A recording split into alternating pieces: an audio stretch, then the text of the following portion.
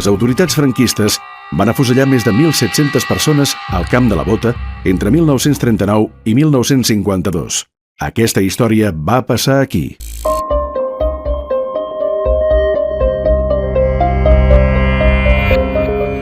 Estem al davant del Museu de Ciències Naturals, aixecat durant el Fòrum. Per tant, això és l'espai del Fòrum, que havia sigut el Camp de la Bota, on hi havia un nucli de barraques, i la zona on van estar afusellant de l'any 39 a l'any 52, després de la Guerra Civil, tota la gent que el franquisme va reprimir, 1.700 i pico de persones.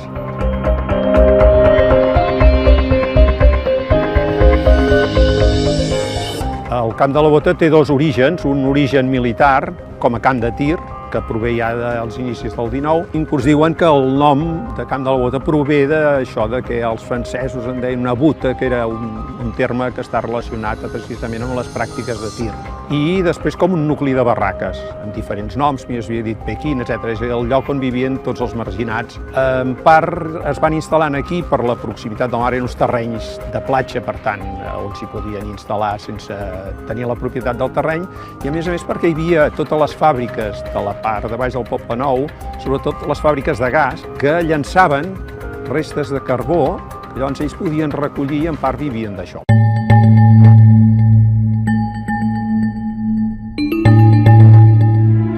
El 26 de gener de 1939, Barcelona és ocupada per les tropes franquistes. Immediatament la premsa de l'època ja comença a ressenyar alguns dels consells de guerra que es fan, primer gent molt significativa i que és executada i afusellada, alguns primer al Castell de Montjuïc, però de seguida hi ha aquí.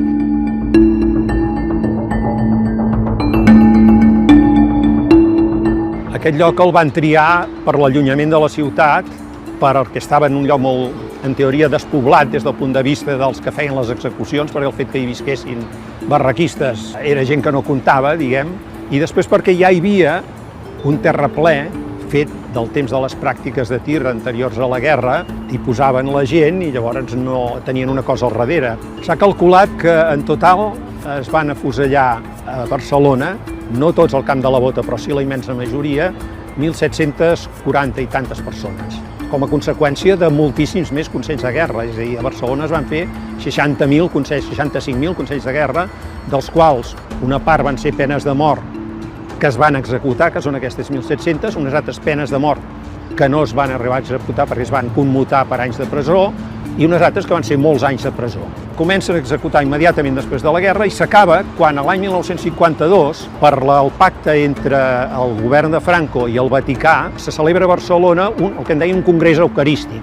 Clar, aleshores el Vaticà diu, home, escolti, fer això mentre s'està afusellant gent en allà, si poguéssim arreglar-ho, i es va tallar.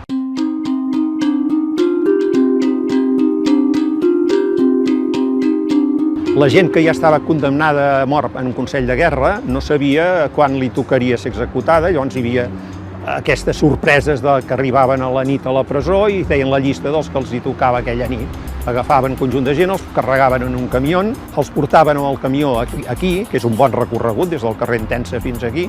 Aquí es feien les execucions i aleshores els cossos eren carregats altra vegada als camions i altra vegada tornar a travessar Barcelona a l'altra punta, que és anar a Montjuïc, i allà des d'un nucli de barraques que hi havia dalt, que es deia sobre la fossa, perquè estava sobre la fossa comú, amb unes vagonetes, una via i una vagoneta, carregaven els morts a la vagoneta i ho tiraven avall a la fossa, on eren coberts molt precàriament els cossos, sense cap identificació ni res. Hi ha gent que va tenir càrrecs molt significats durant la guerra en el bàndol republicà, que en canvi després van poder viure tranquil·lament sense cap problema, i gent que no havia fet pràcticament res, que en canvi van ser fusellats. Per què? A vegades és l'atzar, a vegades són denúncies, a vegades són enveges entre veïns. Les pitjors misèries, el pitjor de la persona humana surt després d'una guerra civil.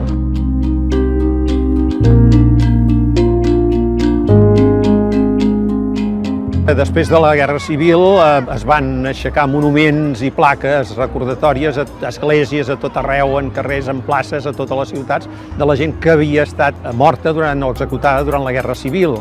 I, en canvi, ni una paraula de tots els que havien estat matats a la dècada després de la guerra. Fins que ja arribada la democràcia es va aixecar aquest monument en record de tots els executats pel franquisme aquí a la ciutat de Barcelona, que són aquests 1.740.